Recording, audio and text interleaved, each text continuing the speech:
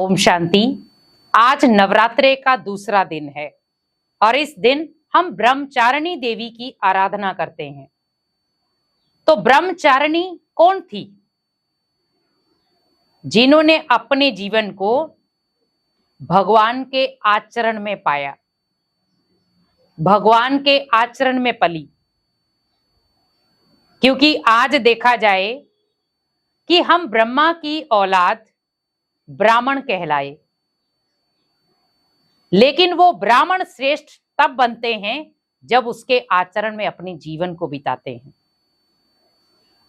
जैसे ब्रह्मचारिणी देवी को हम पवित्रता के आधार पर भी मानते हैं कि उनके जीवन में पवित्रता थी, उसके आधार पर उन्होंने सभी को पवित्रता सिखाई और उनकी आराधना करने से हमारे जीवन में संयम और विजय की प्राप्ति होती है।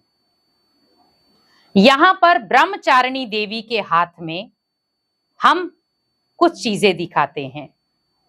तो पहला हमने दिखाया कमंडल। कमंडल दिखाया दिव्य गुणों की प्राप्ति। तो जब जीवन में दिव्य गुणों की प्राप्ति हो जाती है, हमारे जीवन में बहुत सारे दिव्य गुण आ जाते हैं। पवित्रता, धैर्यता, हर्षित मुक्ता, गंभीरता, रमणीकता, तो ये सब दिव्य गुण हैं। तो ये देवियों में आते हैं। देवियां इन दिव्य गुणों के आधार से ही पूजी जाती हैं और जब उनके जीवन में ये दिव्य गुण आ जाते हैं, उसके आधार पर वो अपने जीवन को श्रेष्ठ बनाती हैं और अपने जीवन को तो श्रेष्ठ बनाती ही हैं, लेकिन जो उनको याद करते हैं उनके जीवन को भी वो श्रेष्ठ बनाती हैं। तो उन्होंने खुद के जीवन को भी श्रेष्ठ बनाया और दूसरों के जीवन को भी श्रेष्ठ बनाया। इसीलिए उनके हाथ में क्या दिखाते हैं हम? कमंडल। दूसरा उनके हाथ में दिखाया माला।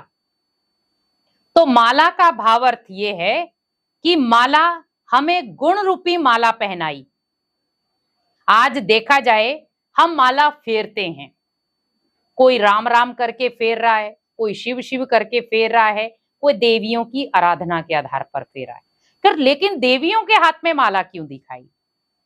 क्योंकि देवियां 108 मणके में आने वाली है, 108 देवी देवताओं में शामिल होने वाली है, इसीलिए उन्हें माला दिखाई जाती है। तो माला किसका प्रतीक है? देवियों के 108 मणके में शामिल होने का प्रतीक है। उसके बाद उनके हाथ में कमल का पुष्प दिखाते हैं। कमल का पुष्प पवित्रता की निशानी है। जिन्होंने पवित्रता का अपने जीवन में हथियाला बांधा, अपने जीवन को प्योरिटी में चलाने के लिए भगवान को अपना जीवन अर्पित किया।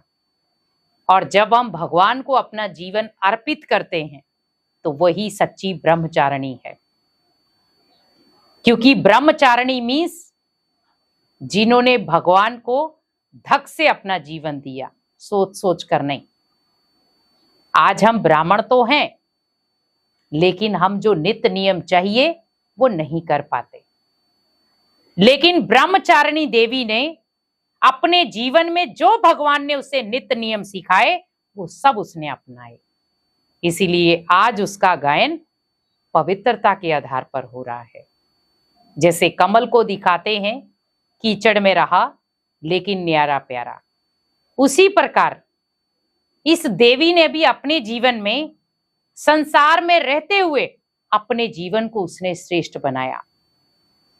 विकारों में अपने जीवन को नहीं धकेला, उसने अपने जीवन को ऊंच बनाने के लिए भगवान को अपना जीवन दिया। और उन्होंने जब भगवान को अपना जीवन दे दिया तो जीवन श्रेष्ठ बन गया और उस श्रेष्ठ जीवन के गायन के लिए ही उसे देवी का रूप मिला। और उससे हमें संयम मीन्स कोई भी कार्य करते समय धैर्यता अपनाएं, संयम रखें। क्योंकि हम कोई भी कार्य जल्दबाजी से करते हैं तो उसमें हमें प्राप्ति नहीं होती। इसीलिए कोई भी कार्य करें तो धैर्यता के गुण को अपनाएं। और दूसरा, हमें विजय मिलती है। तो विजय भी हमें तब मिलेगी जब हम उस चीज को अपनाएंगे। तो विजय हमारा जन्मसिद्ध अधिकार तब बनेगा जब हम विजयी बनेंगे। तो ये दूसरा स्वरूप था ब्रह्मचारिणी देवी का, जिससे हमें संयम की प्राप्ति हुई और दूसरा हमें विजय मिली। तो इसीलिए उसकी आराधना करने से इन दो प्राप्तियों को अपने जीवन में लाएं और उनके जो गुण हैं उनको भी अपने जीवन में उतारें। ओम शांति।